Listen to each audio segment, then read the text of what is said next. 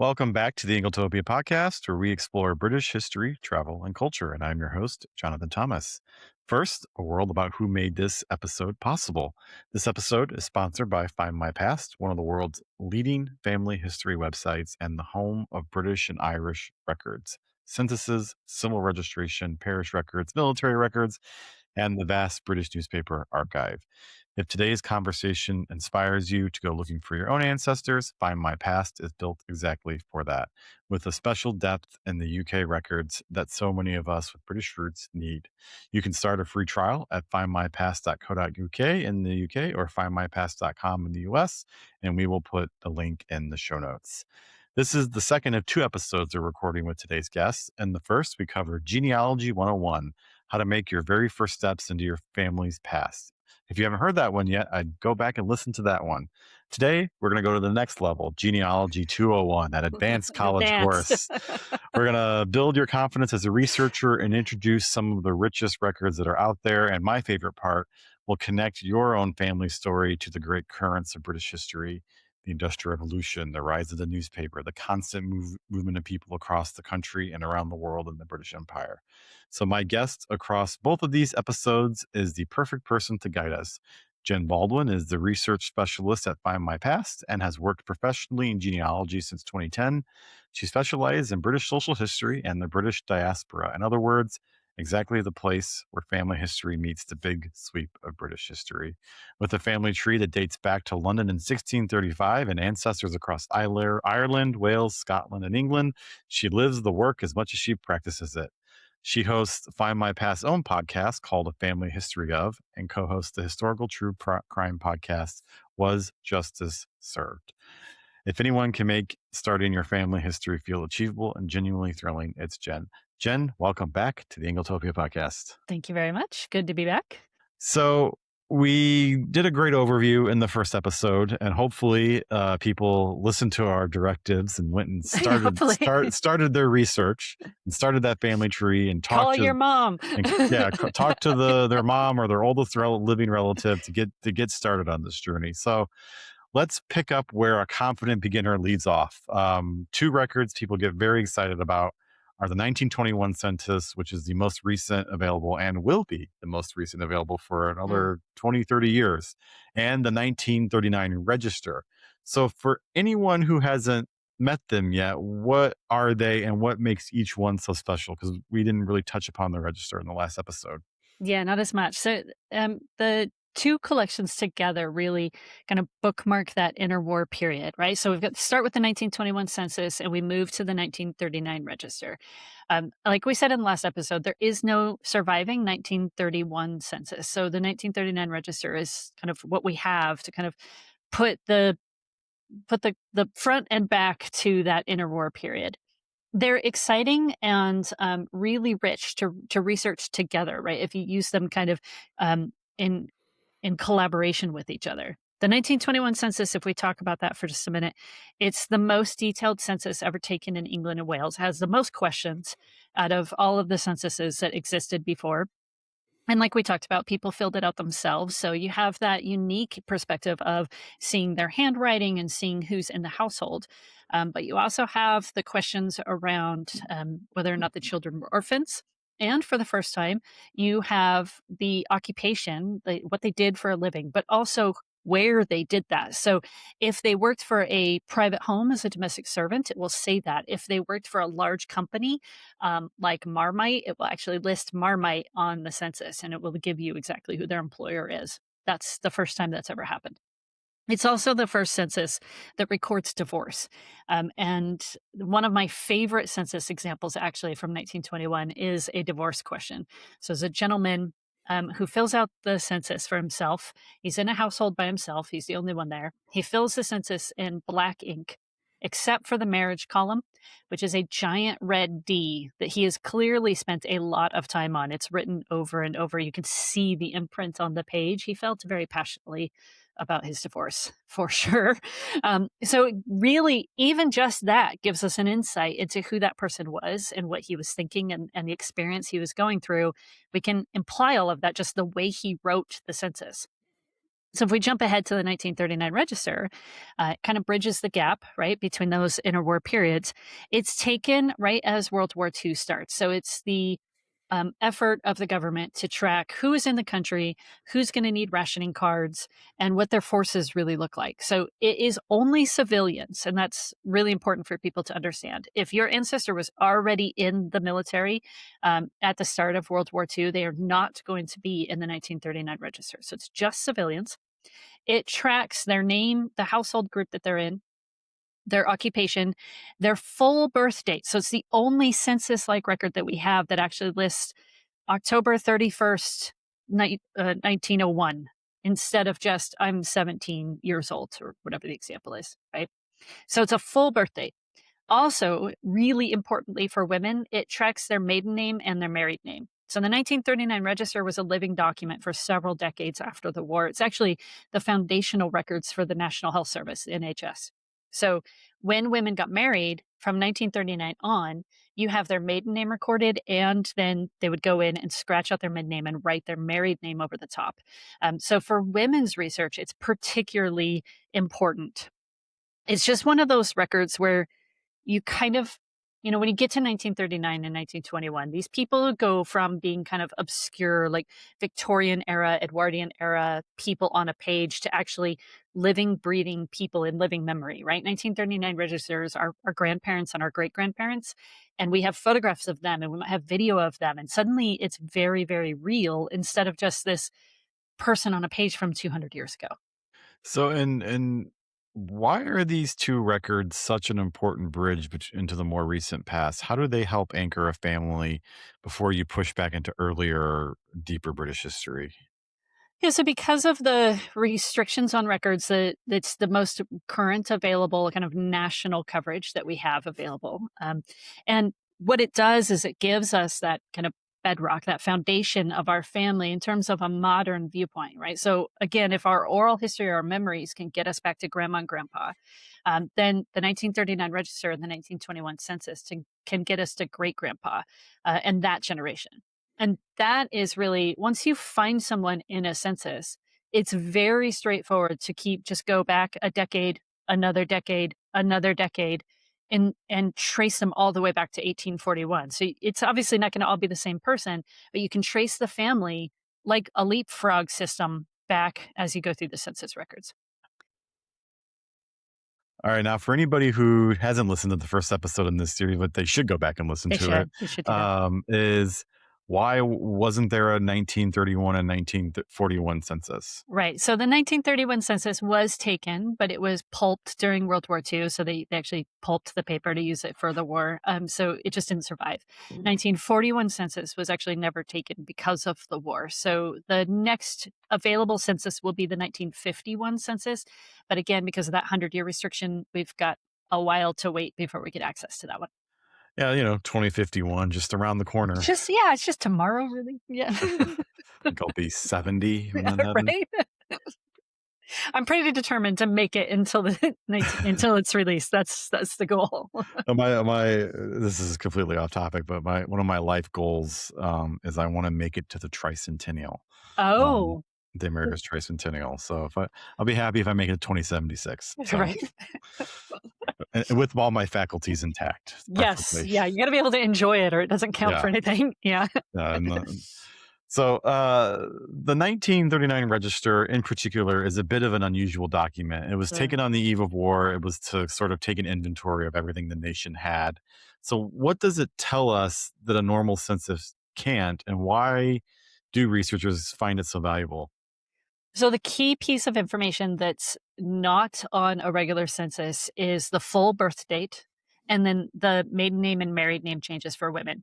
It also gives us volunteer roles for the war. So you might see things like ARP warden in the margins, which is also like an incredible piece of history to explore that wouldn't be on a standard census, right? So it really is that especially as we build up to the upcoming release of World War II records, right, which will be happening over the next several years on a variety of different websites and genealogy service providers. Those records are just being released. So the 1939 register allows us to kind of set the stage for what happened to our families during the war. And that in and of itself, I think is pretty powerful, right? So you're seeing people who were in London and then their children up north somewhere who've been evacuated already. Those kinds of moments really come alive in the 1939 register. So, and this is kind of where family history gets really rich. Is you're placing your ancestors inside the history of a country during these key pivotal moments and world history. Yeah. So let's start with newspapers. The 19th century saw an explosion of local and national papers across Britain, and we kind of touched a little bit upon this in the last episode. But why are newspapers such a gold mine for genealogy research, and what might we find out our ancestors were doing in those pages?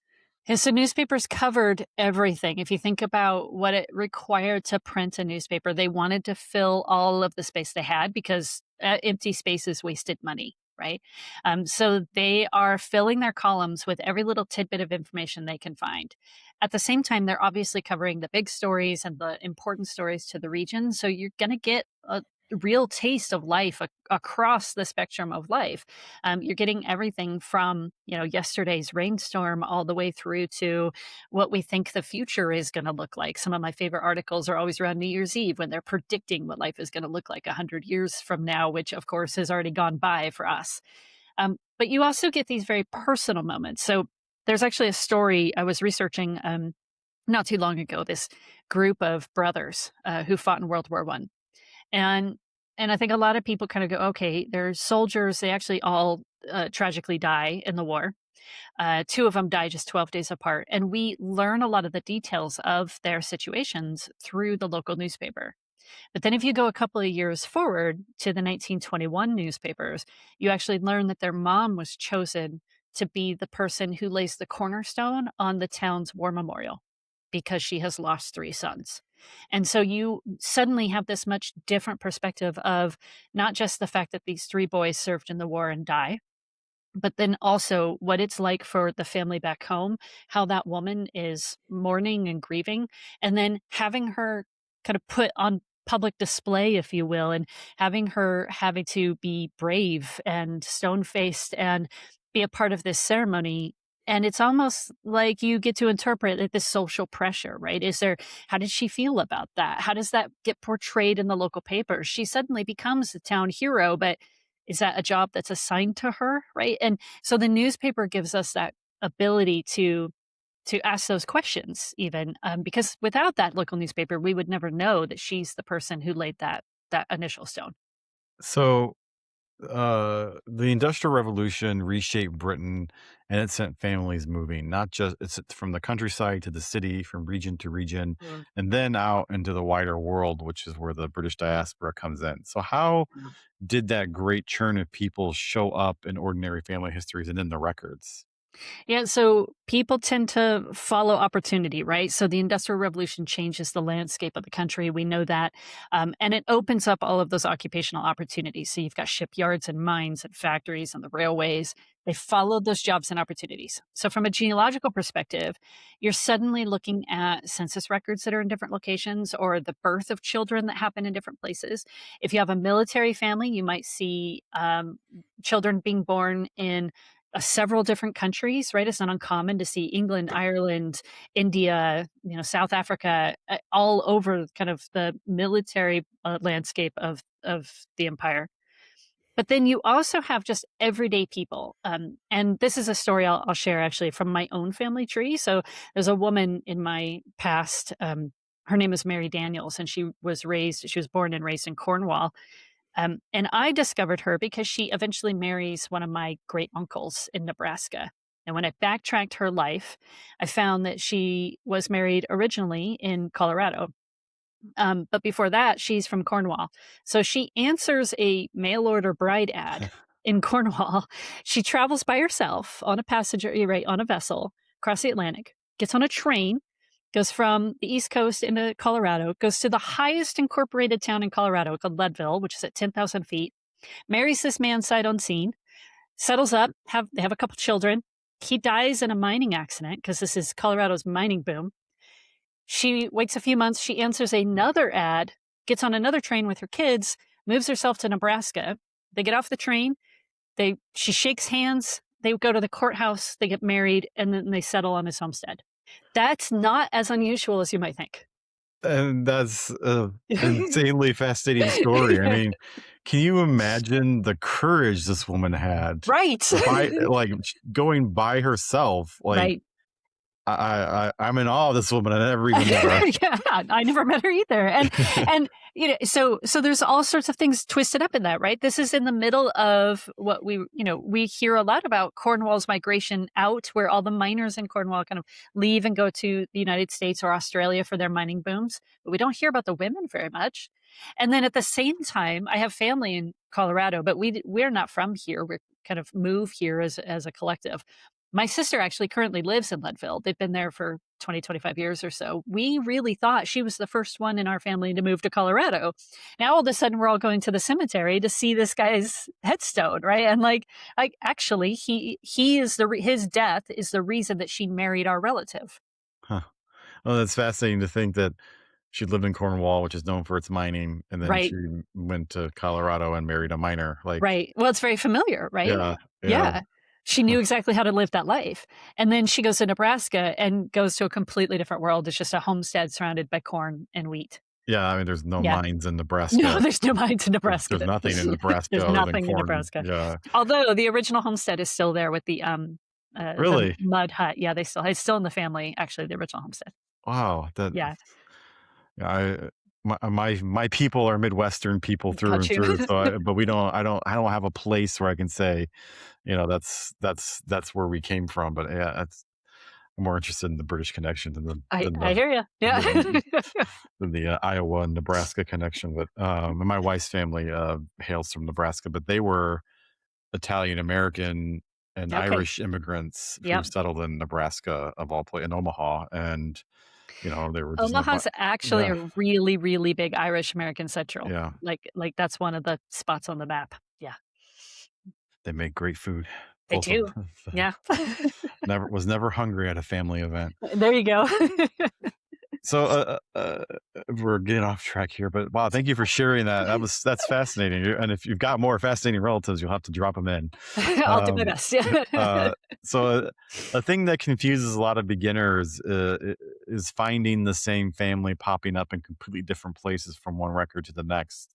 Like, why did our ancestors move around so much, and how Mhm. should a researcher think about following them so they don't find the wrong John Smith per Right. se? So it's all about collecting the evidence, like a mountain of evidence, right? So if you find the same family kind of over and over again in the same village, and you can establish that as kind of their home base, if you will, over the course of several generations, then you're probably pretty secure in chasing that line.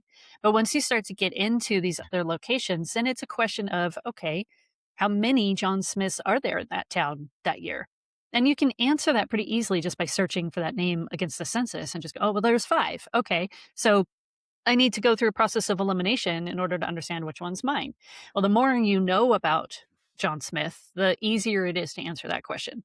So if you have an exact birth date, if you know the name of his spouse, if you know his in laws, if you know that his occupation changed 3 times, but he always stayed in the mining kind of world, even though he might have gone from job to job, that was definitely his career path, was that mining operation, then that sets him aside from the guy who is a solicitor, right?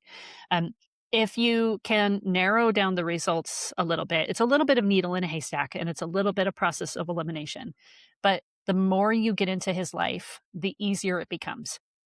And then that's when, for me at least, I start adding on the layers of social history, right? That's when I start thinking about things like what's his socioeconomic class? Because there's a level where you're going to find someone who is, middle class versus the lower working class. And there are neighborhoods where those types of uh, distinctions are made, right? And you can just say, like, yeah, I know in this part of Birmingham, that's where poor people lived versus the wealthy people. Like, so you can start to make those distinctions. There's a lot of clues that we can pull from just like regular history and the study of these locations, the study of a particular period that allow us to help kind of make educated theories or educated guesses until we have enough evidence to actually be able to say, for sure, that's my guy. Once someone's ready to go beyond the basics, what does a platform like Find My Past open up for them? And what make because like you said, they've got the census, but what makes it So much especially more than strong? that. Yeah, yeah. Yeah. What is there beyond that, and why is it so strong for British and Irish ancestry research? Yeah, so that is our specialty. That's what we do is British and Irish, and so what does that mean? It means that we have partnerships with archives and institutions just kind of all over the UK and elsewhere around the Empire countries, really focusing on records that help people understand the everyday population of that community. So we delve into all sorts of different types of records. We've got records from the Metropolitan Police, and I mean arrest records, but also records about police officers, right? And we have an incredible relationship with the Federation of Family History Societies, which is like all the nonprofit organizations across the UK that focus on genealogy. Um, we have a relationship with them to help publish their records, and they're going into some of the smallest libraries and archives in the country and transcribing documents and making those available online. It's those little projects that actually open those doors for people who are doing research, right? It's those little tiny scraps of paper that are sitting in an archive or a library somewhere that we're able to produce because we have this big focus on British and Irish. We also are a company that's based in the UK. I'm the sole independent American in the group, but our main headquarters are in London, and we have an office in Dundee in Scotland, and we really are living and breathing the history and the culture of the country in a way that really makes it possible for us to offer all of that context and information and very if you think about some of the basic things, right? How many ways can a town in Ireland be spelled? A lot of different ways. But we have people sitting on the ground in Ireland saying, well, actually, here's 7 different variations that we didn't think about before. So we have that expertise that allows those doors to be opened. So, what role does the UK National Archive play in this? Because I know they're we get their press releases in my inbox, and so they put on exhibitions all the time, but Yeah. they're more than that. What is their role in all of this and making these records publicly available? Yeah, the National Archives is one of our most important partners for sure. And of course, as the National Archive of the country, their collection is incredible and it's vast. And I mean, you probably know that there's material in that building and in their facilities that just can't be duplicated, can't be replicated anywhere else.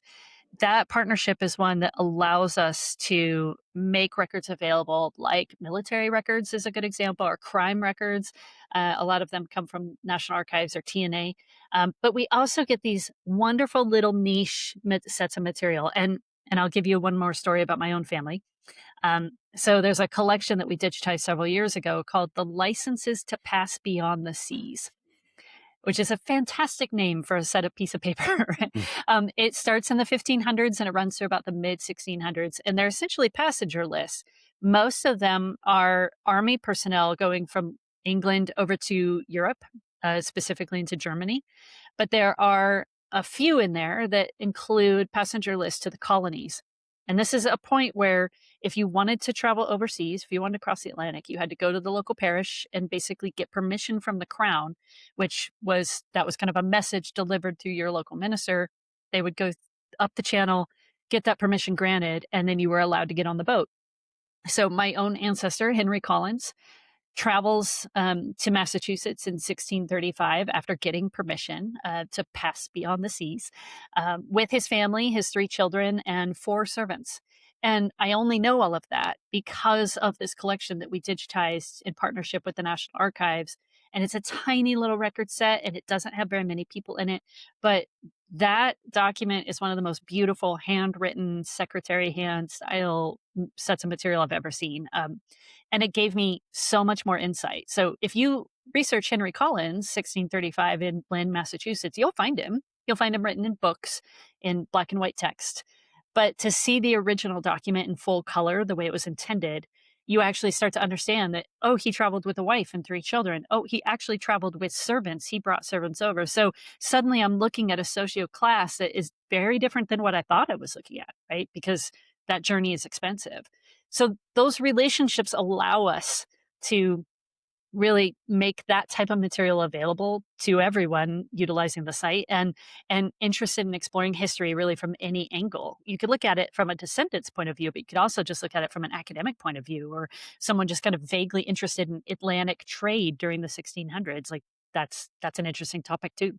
And so, and I guess we should make a good reality check at this point that not everything is online, and Oh probably yeah, and probably never will be. So, correct. how should somebody researching their family history at this stage think about that gap between the online and digital records and how they can explore offline the things that they might want to read or see? Yeah, I think actually in reality, there's more offline than there is online. The last kind of estimate I saw, and it's probably a couple years old now, is less than 10% of historical materials actually available online. Wow.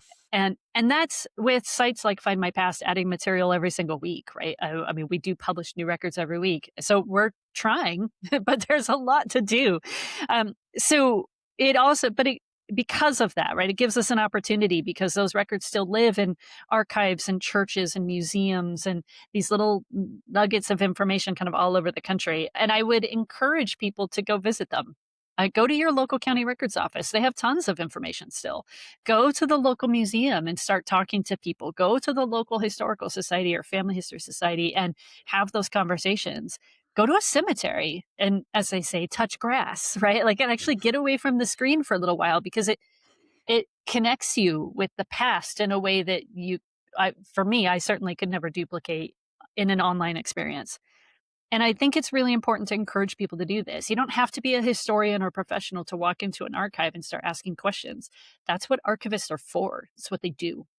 So go in, make the appointment if you need to, ask the questions, have them help you, show that, get your hands on those original materials. It's actually I and I know I'm a little bit of a nerd, okay, I'll admit that, Jonathan, but being able to actually sit down with the original records is a thrill. When you know that you're touching a piece of paper that your ancestor also touched, there's nothing like it in the world. It makes me think of an interesting story related to this. The current emperor of Japan. This is a weird segue. Okay. Bear with me here. Yeah. Um, the current emperor of Japan. He's only been emperor for a few years. When he was crown prince back in the 80s, he insisted on having a proper education, and Mhm. he went to the UK and he did his graduate level work at Oxford. And he wrote a memoir about his time being the crown prince in Oxford. It's really interesting to read. I highly recommend it. And his specialty was while he was there, and he talks about how he's the crown prince and he has to do crown prince things, but he also was also there to study. He would go to the archives and he would basically study shipping records for Yeah. like 8, 9, 10 hours a day for Oh weeks, god. weeks at a time. And he constructed its entire economic history of 10 shipping records and built a portrait of the economic comings and goings of shipping through British history. And I'm like, it's the most random thing. That's And amazing. yeah, and he got his degree, and then he went back to Japan, and now he's the emperor. So I mean, archives are cool. Even emperors like them, archives are cool. That's right. You can do anything you wanna do. That's what my mom said. even if you're going to be the emperor of Even if Japan. you're gonna be the emperor of Japan. Yep. Yeah. So, anyway, so let's talk about some nuts and bolts things related to this. So let's talk about some of the frustrations, and maybe you can share some of the secret skills of genealogy. Like, why do names and spellings change so much over time? Why shouldn't we assume our ancestors spelled your surname or your forenames the way that we do? And Mm. how do you kind of square that circle as you're going researching? Yeah, so let me start answer in my answer by saying this. Their name was not changed at Ellis Island. Did not happen. Did it happen occasionally? Yes, but not because someone at a table said, "I think you look more like a Smith, and I'm just gonna change your name." That was not what happened. Names change, and there are variation of names because clerks wrote what they heard, right? And if someone had a heavy accent, maybe they heard something that wasn't quite accurate. Um, People were flexible with spelling in many ways because education was not standard. right? If you sat in front of a clerk in 1882, they may or may not have an education above their 12th or 13th year of life.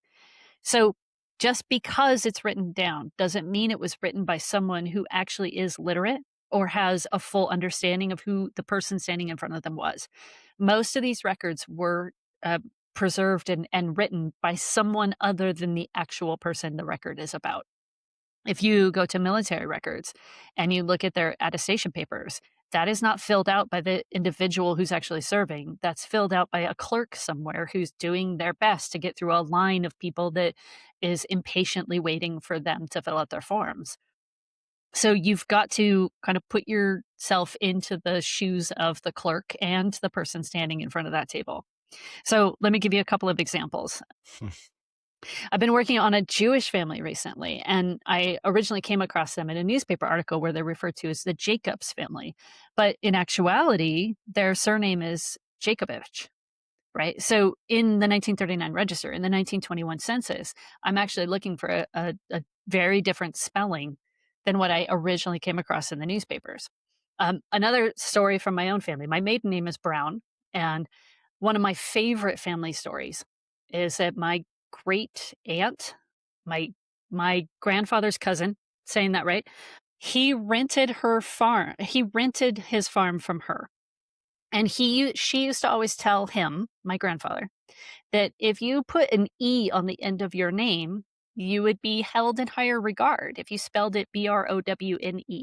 And he didn't use an E, right? So we were just Brown with no E, but she always pushed. You should add an E to the end of your name. Go back 200, 300 years, and I actually found an article and a letter in a manuscript collection over in England that says, we dropped the E off of our name when we moved to America because it wasn't as fancy.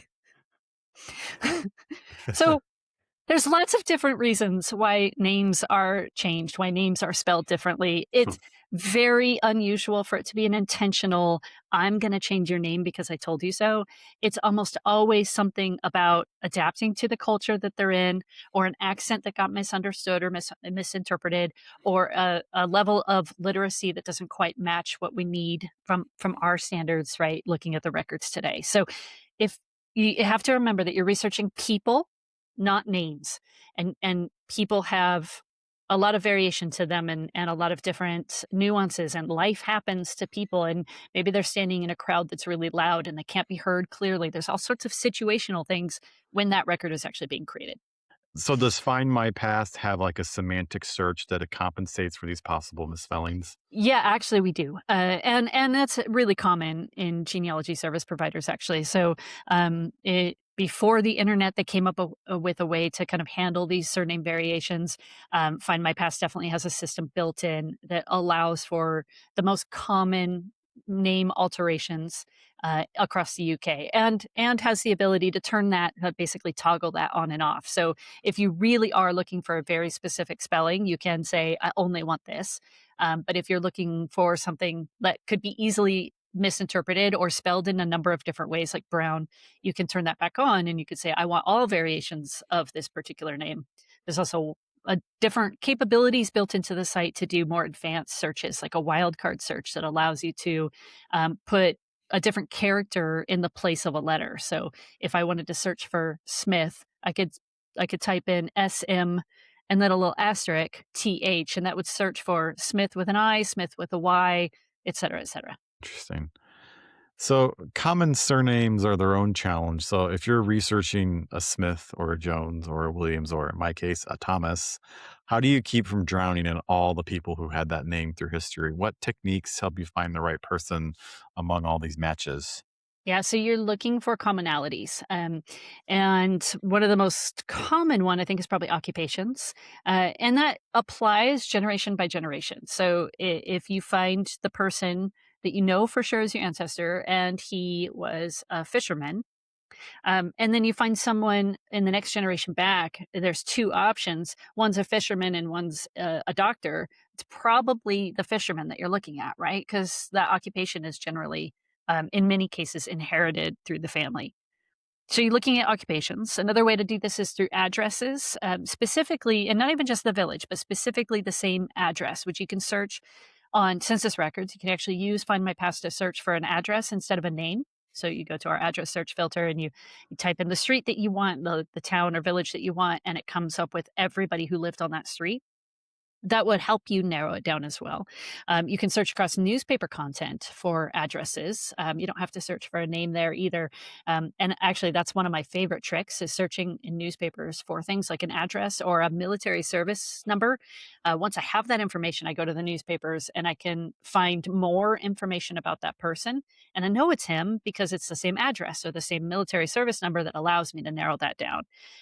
Family members are another really great way to kind of keep this under control. So try to find someone in the family who is not Jonathan Thomas or Mike Brown. Find someone who is Penelope Thomas, right? Because that's more unusual and it's easier to come across and find and narrow down instead of one of these, like larger, more common names. So the more uncommon first name you have would lead you to generally the right family, even if the surname is incredibly common. Suddenly grateful that one of my grandfathers was named Abel. See, there you go. That's perfect. So I love the idea of family history as a bit of detective work. So what Mhm. are some of the unexpected discoveries beginners can stumble into when they begin this journey? The surprises that suddenly make the whole thing feel alive. Oh gosh, where do you even start with a question like that? Um, I think probably some of the most common ones are things like military service, where you may go, "Oh, I know my ancestor is in the Navy." But what did he do? Where was he serving? What was he involved in? Or she? Let's not forget the women here too, right? That that type of detail on that generic comment of my ancestor served in World War One or he was in World War Two, that can really become a lot more interesting when you start to add this detail to it. So military records are probably one of the most common ones. I think migration stories become unexpected and the surprising stories about um, how you might connect records piece by piece, right? So, another example from my own family tree, I'll use a lot of those. But I have an ancestor who was born right before the famine in Ireland. He survives the famine. He actually ends up getting arrested. Um, he serves about 4 months, I think, in Cork prison.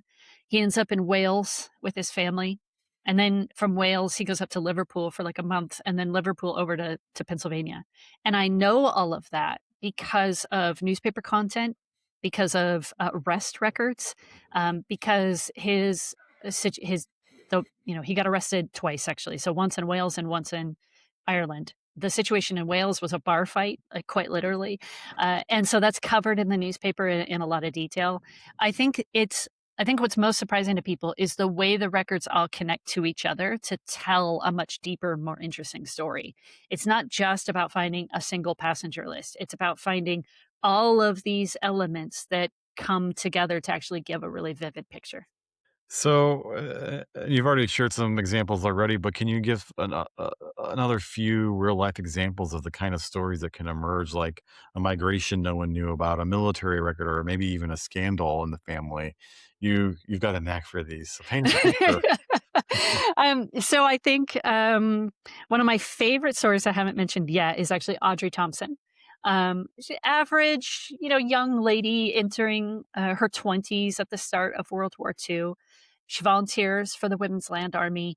And the next thing you know, she is the country's top rat catcher. They have a competition. She enters the competition, and her and this other girl become the winners. And she travels the country doing presentations and getting her picture taken by local media of the top rat catcher fighting to save Britain from the Nazis. Like, that's how it's coined, right? Because we needed the crops, and the rats would eat them, and so she catches the rats to make sure that the crops survive, and we can feed our men over in Germany, so in Europe. It it's just one little example. And her story doesn't stop there, but that's the headline of Audrey's story, I think. There's a lot of crime stories. The true crime stories are great. And you get what you expect, like the Jack the Ripper style situations, but you also get little tiny situations. There's a crime case that we handled on the Was Justice Served podcast where we talk about, it's the big whodunit, but the woman is found in the home of her employers. She's a domestic servant. She's been killed in the middle of the night. There's a big storm, there's lightning. They think they hear a noise, but they just think, "Oh, it's the storm." Turns out she's having an affair with one of the local men in town. They actually get caught having sex at the local parish, inside the church. So it's just this unraveling of, like, the Hollywood's best whodunit, but actually real life, right? Actual genuine people.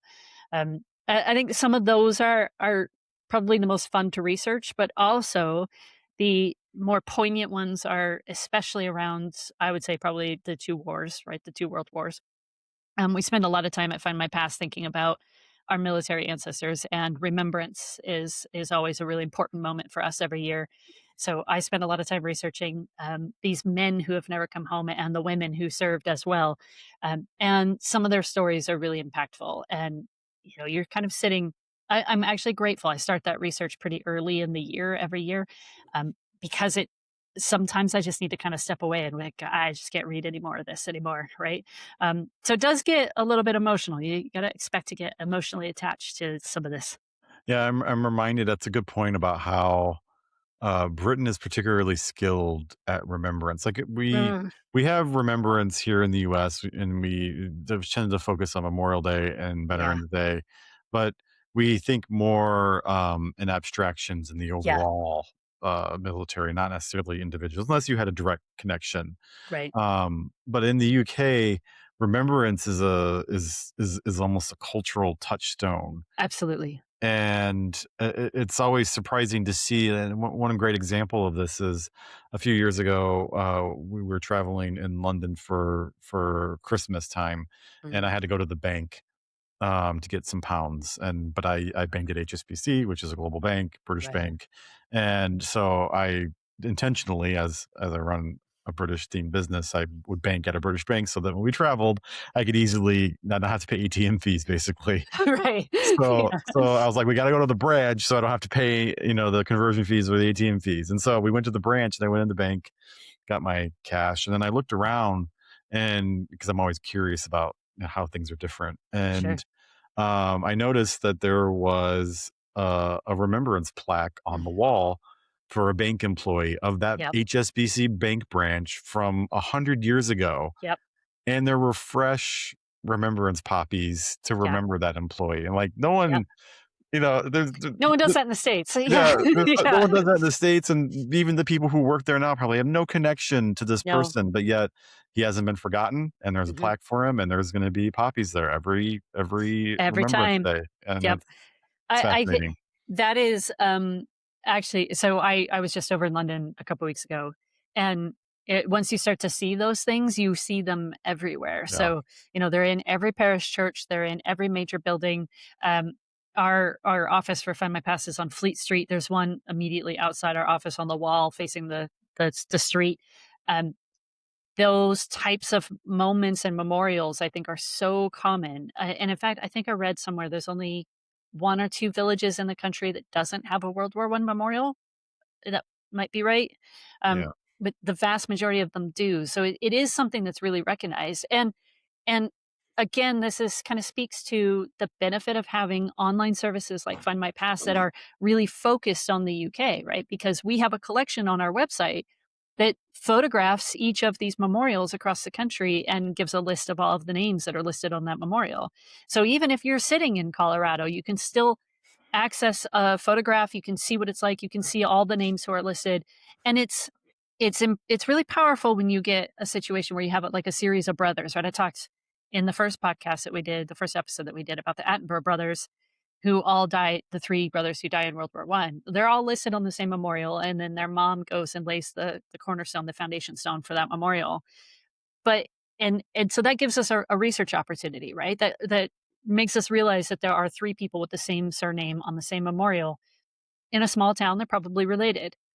But it also gives us an opportunity for expanded research, right? So you think about World War One and the PALS battalions, where they recruited whole battalions from the same community. All of those men would have been neighbors before the war. They went to school together. They married each other's sisters. They went to church together. So you get this situation where you're looking at an entire village of people who enlist and go serve and then get caught up in a battle, and hundreds of them die in the same night. That's a really powerful moment to kind of sit back and go, this is more than just a pedigree chart now. This is actually an opportunity to remember them, to say their names out loud, to make sure that they're not forgotten, and to really acknowledge and recognize that that entire village made that sacrifice, not just one family. Yeah, and I always recommend people stop and look at the war memorials in the local villages and towns that they visit, because they do provide a window into the village's past Yeah, that makes it tangible. And when you see names of the same family, or you see, the difference between how many names there are for World War I versus World War II, and right. you can kind of fill in the blanks of the history of the place just by Yeah, visiting the memorial, yeah, absolutely. and how Yeah. well it's taken care of too. Yeah, yes, also very telling sometimes, yeah. Yeah. So, there can be a temptation to chase a perfect family tree, quote, Mm. perfect. So you encourage people to keep that curiosity alive instead. So what's the difference between healthy curiosity and perfectionism, and why does it matter for staying with your genealogy as a hobby? I think if you're too focused on the perfect family, or finishing your family tree, like how far back in time can I go and how many ancestors can I collect? A lot of people find that really enjoyable and that's a lot of fun for them. That's fantastic. But for me, I think the satisfaction comes with understanding this larger depth of their lives. When you're looking at quantity over quality, what you're really doing is you're kind of skipping like the opportunities for additional research, right? So when you are just purely looking down one pedigree chart, one line, you're kind of missing that, oh, well, he actually married the next door neighbor and they'd known each other since they were 2 years old and their moms were best friends. But oh, actually, now their husbands, their fathers both worked together and they had a fight that's covered in the newspapers. And now they don't talk to each other, but then their kids got married and started making grandchildren together. And so now what is that family dialogue like, right? Like there's it's basically just thinking about family gossip, I suppose, but like 100 years ago. And to me, that's the bit that I think keeps people coming back. Um, what happens, I think, is when people start down this hobby, you realize that at some point you have an emotional reaction, right? You make a discovery and you've been researching this, trying to find this thing for a bunch of hours or even sometimes months or years, and you finally find it. It's 2 o'clock in the morning and you're literally jumping up and down in front of your computer. And I've been there, done that because it's actually happened. Um, and then you realize that I found this thing. But now I have 100 more questions that I want to ask because now I have this new piece of information, but it's only opened up that that list of questions. So now I have to answer all of those questions too.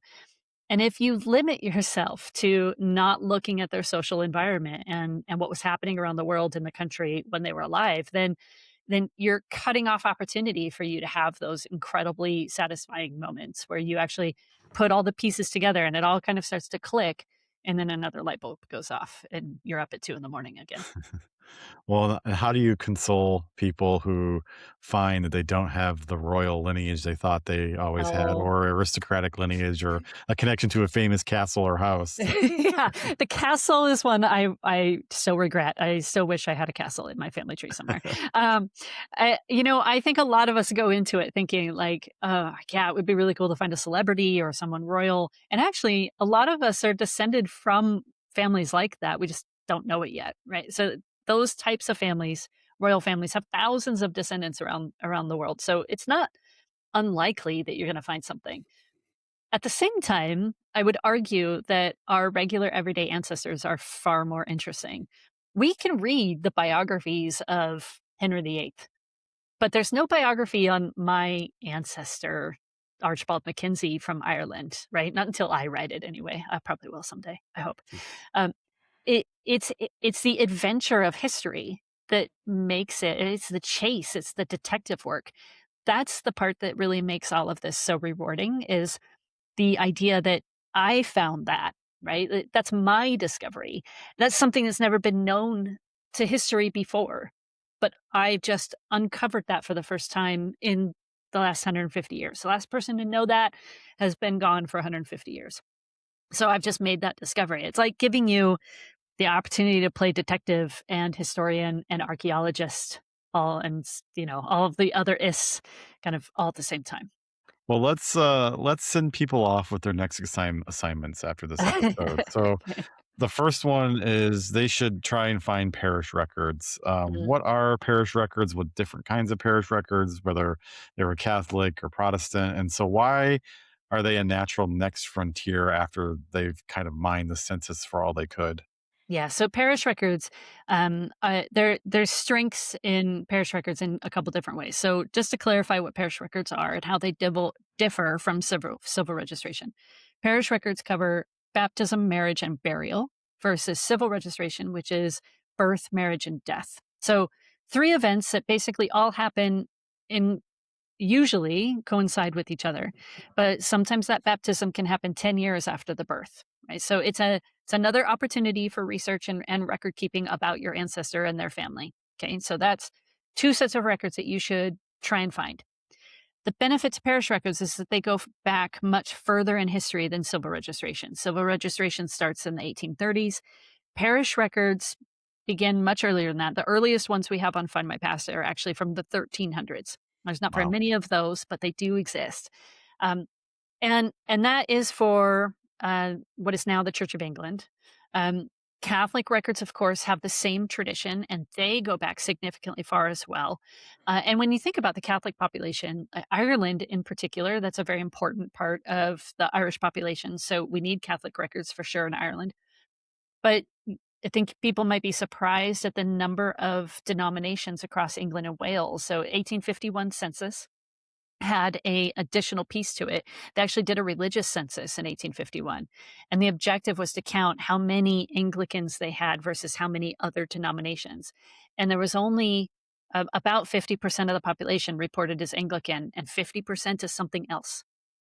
And I think that statistic actually surprises people who are thinking about British history because we kind of tend to think that Church of England, right? It's the state church. Um, but there are 50% of the population that's out there living a completely different religious life. And all of those religions have their own version of parish records. Almost every religion that I know of, anyway, has some form of parish records. The other benefit in England and Wales is that for such a long time, the parish was actually the government, right? So when you filed your tax, when you paid taxes, or when you needed financial support because you were, having a hard time, or you gotten sick or something, or somebody died, you needed support. The parish was the one who gave that to you, not the state. So the parish chest records come into play, and that gives us a window into what we now think of as the role of the government, but historically was handled by the church. And those records were kept in the individual parish buildings. So if you walk into a church today, when you're in England and you see like an old style looking chest in a corner somewhere, that's the parish chest. It's literally the box they kept the records in.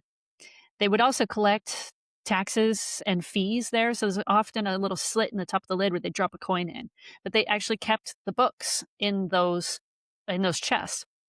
And so when people started becoming interested in this history, and then the idea of microfilm and historical preservation was born and digitization, they finally brought all of those registers out of those chests and started actually making them available online.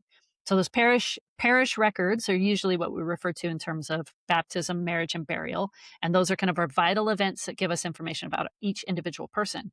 But then the parish chest records tell us about the community and the role our ancestors played in that community. So the next task we want to give people is to explore a different side of their family tree than they would normally explore. So Yeah. why is deliberately switching branches such a good way to break through and keep things fresh as you go through this history? Yeah, I think it's an important technique. We want fresh eyes, right? So if we've been working on a particular side of our family for a long time, and we get to the point where we're just like, I can't find anything new. It's getting frustrating. I can't remember what I've done and what I haven't done. If you take a step back from that branch of your family and you just go look at some other random person, right? It's your mom's cousin or a grandmother you haven't looked into yet. Fresh eyes will often help you solve the original problem, the person you've been working on for the last 5 years. So if you look at maternal lines, siblings, in-laws, in my opinion, no one is off limits, right? There's a lot of people who really like just to stay on that one biological paternal and maternal line, and that's okay. But if you need a mental break, the best way to solve a problem sometimes is to just go deal with something else and walk away from it for a little while. So sometimes the answer that you're looking for is hiding in another branch of the family. That other branch will give you opportunities to do research you haven't done before, to get into records you haven't played with before, to see a different component of the country. Maybe they lived in a different county, or instead of an army ancestor, suddenly you have someone who is a merchant marine. That gives you an opportunity to see that same moment in history from a different lens. And then that goes, oh, wait a second, that's what I was missing about the original guy. And it all, it's one big puzzle, and it all connects. And the more we do, and the more practice we have with researching and with genealogy, the more we're able to put those dots together, and the light bulbs again just keep going off. All right, and the third task is more to do as you're doing all this research, is to note your sources properly. Oh, please. This is a habit beginners can skip and later regret. Mhm. Because why does citing where you find something matter so much, even for just if you just want to find it? You need to cite your sources because future you will forget where you got it. Hmm. That's the basic answer, right? Um, The more complicated answer, I suppose, is that at some point down the road, you're gonna go, "Hey, I remember that thing, and I think it was something like this, and that record actually had this little piece of information on it that maybe I didn't quite understand thoroughly." But if you don't know where you got that record and it's gone from your memory, then it's gone, right? And you have to go through that search process again to find it. Humans make mistakes and humans don't have perfect memory. So we need to write these things down for ourselves. The other part of it, I think, that's important to remember is it doesn't have to be strictly academic, right? If you want it to be, it sure can be. There are guides and manuals about how to do genealogy citations. But at the bare minimum, we just need to know where something came from, right? Save the URL or the website or the name of the collection of records that you found it on. And I promise future you will thank present you for being really, really strict about creating some form of citation for everything that you find. And does Find My Past help with this? Of course we do. Perfect. Yeah. One of the best ways to do this on Find My Past, actually. So, there's a number of different options. Everybody likes to do it their own way. But on Find My Past, we offer a tool called Workspaces, and it actually gives you kind of a digital folder to save everything. So you can attach it to your tree, and you can download it, and you can print it. And you can have a Word document running with your notes, whatever, however you want to do that. But if you save it to your workspace, everything is right there connected. And then the workspace will actually formulate maps and other suggestions. And it gives you a little post it note, like a digital post it note. So you can keep track of, like, oh, don't forget to go off and do this because I'm down this rabbit hole, but I had an idea and I want to go pursue something else. So the workspace feature on Find My Past is where all of that can live, and citations easily live there. So, if there's one mindset shift that turns a nervous beginner into a competent family historian, what would you say it is? Hmm. I think that um, this is something that is challenging and it's a lifelong hobby. And the reason for that is because you never stop learning, right? You never stop learning about a particular angle or particular perspective of life. There's new records that come available all the time. Genealogy really rewards patience more than it does some moment of brilliance, right? This is something that most of us get into, and we get into it for the forever, right? I've been doing this since I was about 10 years old, and I don't see myself stopping ever. So this lifelong hobby allows us to learn something that that connects us back to the research we did 10 years ago, right? I fully expect that in 10 years, some new light bulb's going to go off about something that I did 20 years ago already. This is an opportunity for us to replace perfection with curiosity. And I think that's important just as human beings, right? This is not to bash on gamers because I do love my own video games, but this is something that accompanies us as we go through our lives, and has the ability to teach us about our world today just as much as it does about history. Well, and I think you also answered the next question and then the process of answering that question. So, I have one more question, and Sure. forgive me for putting you on the spot. but you've traced your ancestry back to London in 1635. What can you tell me of 35? So the information I've been able to find actually is the same story I was telling you earlier about the family that went to Massachusetts in 1635, right? On the registers of licenses passed beyond the seas. But I do know that they came out of the St. Dunstan's Parish of the East. They were probably some kind of middle class level, although I don't know his occupation yet. I do know that at the parish, at least his father and probably his grandfather were all baptized in the same parish. And that church I've visited, and they still have the same baptismal font sitting in the building. So that was actually extraordinary to see the place where they were baptized. And they lived not far off of Radcliffe Highway, which at one point was famous for a series of murders. So that was an interesting interesting road to go down. The steps down to the Thames along Radcliffe Highway are still in the same place as they were in the 1600s when my ancestors would have been there. I actually believe, and my family's pretty sure this is true, I'm the first person in our direct line to go back to London since they left in 1635. So that first trip over for me was extraordinarily special. Well, I think I guess my takeaway from this is I need to go talk to my grandma There you and I go. need to start filling in the blanks in the family tree because Ironically, my dad called in while we were recording this, probably to talk about genealogy. well, you better call him back. Yeah. So, Jen, this has been a brilliant next step. Between these two episodes, I think we've given people everything they need to start their family history and to keep going when it gets interesting. Thank you so much for joining us across both these episodes of the Angletopia podcast. And if you haven't heard our first conversation, Genealogy 101, well, go back and listen to it. It's a perfect place to begin. And our thanks once more to today's sponsor, Findmypast. If this conversation has you itching to trace your own family's history, there's no better place to begin than the UK and Irish records at Findmypast. You can start a free trial at findmypast.co.uk in the UK or findmypast.com in the US. The link is in the show notes, and you could be making your first discovery tonight. So if you enjoyed this episode, please subscribe, like, or comment, and tell us about the most surprising thing you found in your own research of your family tree over on YouTube, Instagram, or Facebook.